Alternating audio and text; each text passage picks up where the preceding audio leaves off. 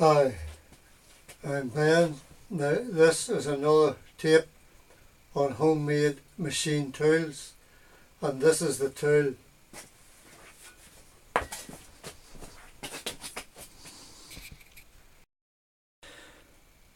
Now, this is it. This is a 9-inch 4-jaw chuck. It's a very good chuck, a good make. It's a Pratt, which is one of the best on the market. Now, the problem I have is a hexagon. My chuck key. Now, and I'm stuck with a chuck key. So I'm going to make a T-bar, a T-chuck key. I made this one for a large chuck, but I'm going to make, so I'm going to have to use a chuck key or an Allen key for its imperial, and I'm going to have to saw one and cut it down. Now this is it. I'm going to have to saw this one.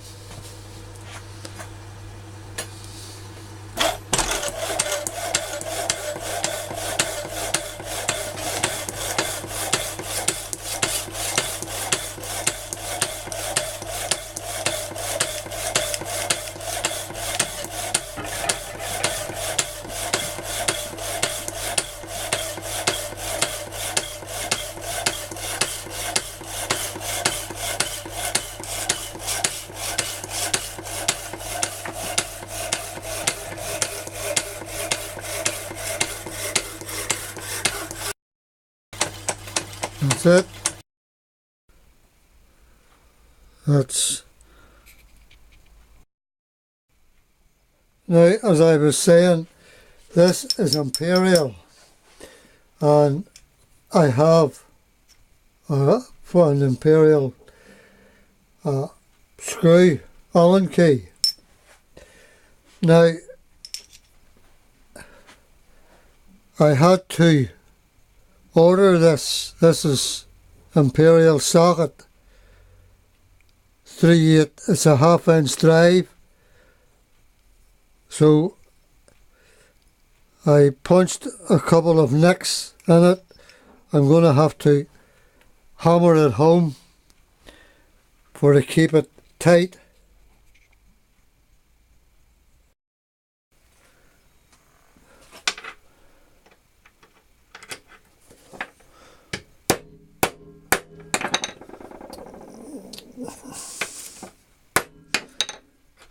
I'll give it another couple of nicks.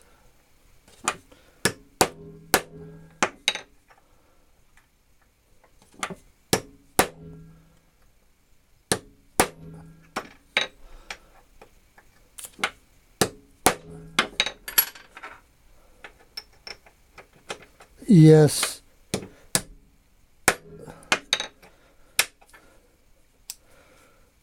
That should stay.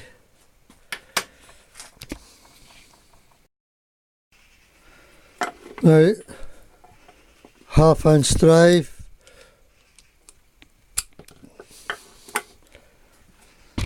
Now, if it's a success, I can always put a wee tackle weld here if it doesn't stay real tight.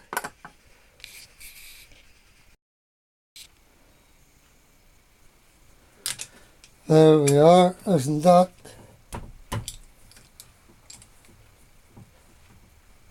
much better?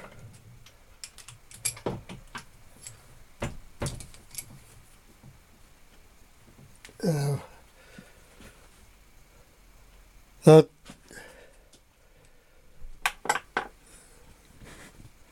much better. Now, Now this that I have in the chuck, it's 8 inches. I have it with this mic, and 1.5 inches this way.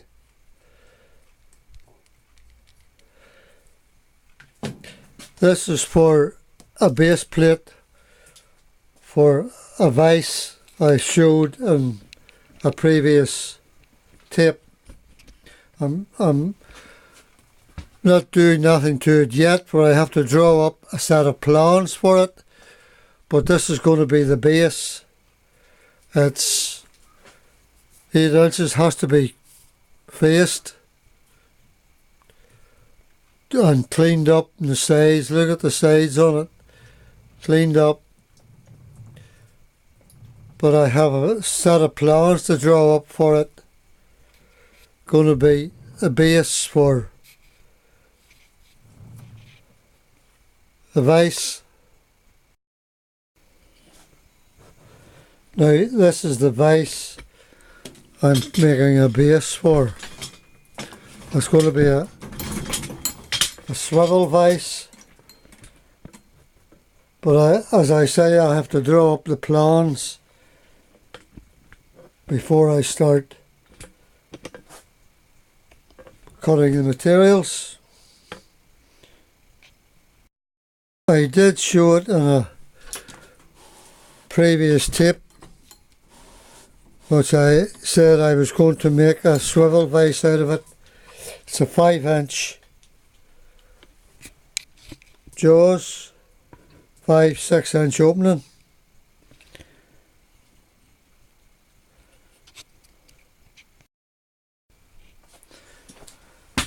Now folks, don't forget, this little country of ours has been steeped and proud of its engineering over the last 150 years.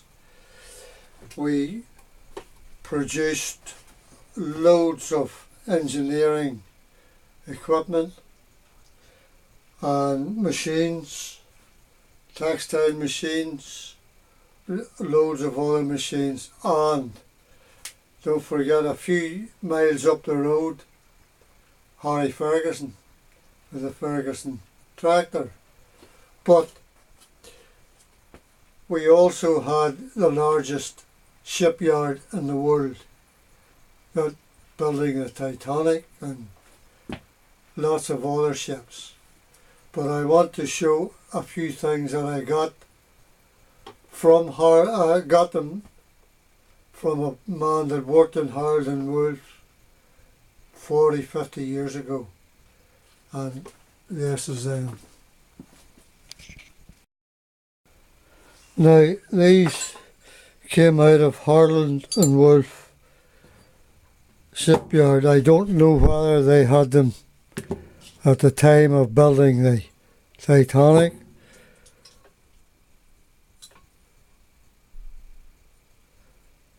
They're cutting tools. This one was about this length when I started. I had used it a few times. This one also was about another 1.5 inches long. But look at this one.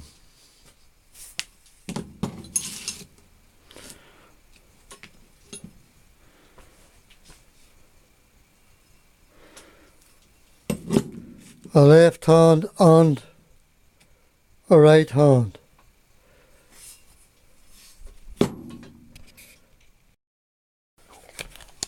Lengthwise 12.5 inches. I have used it for boring.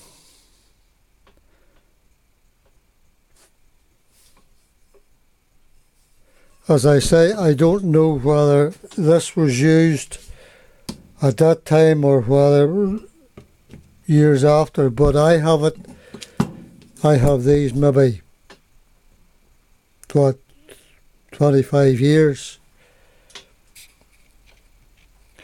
But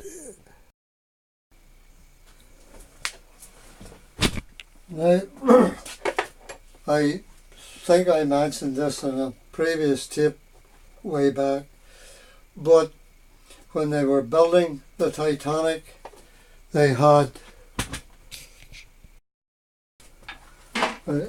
excuse me for that blip, when they were building the Titanic, they had 4 steam cranes, and each crane had a nameplate.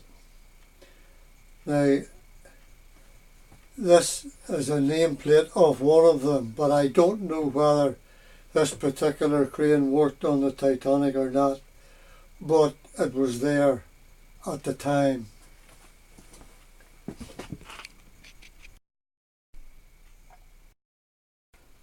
Now, this is the nameplate. I have it maybe 25 years. I have it on the side of one of my riser boxes, toolboxes, which I think is a very, very nice thing to have. I would not part with it. This is another of my homemade tools, which I'm looking forward to using.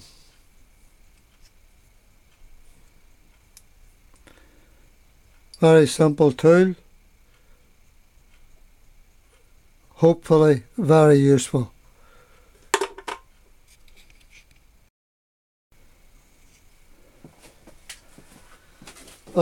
As you see, I'm also a Ford man.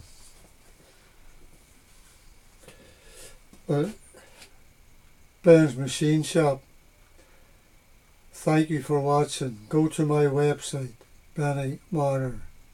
I hope some of you have found this of interest. Thank you.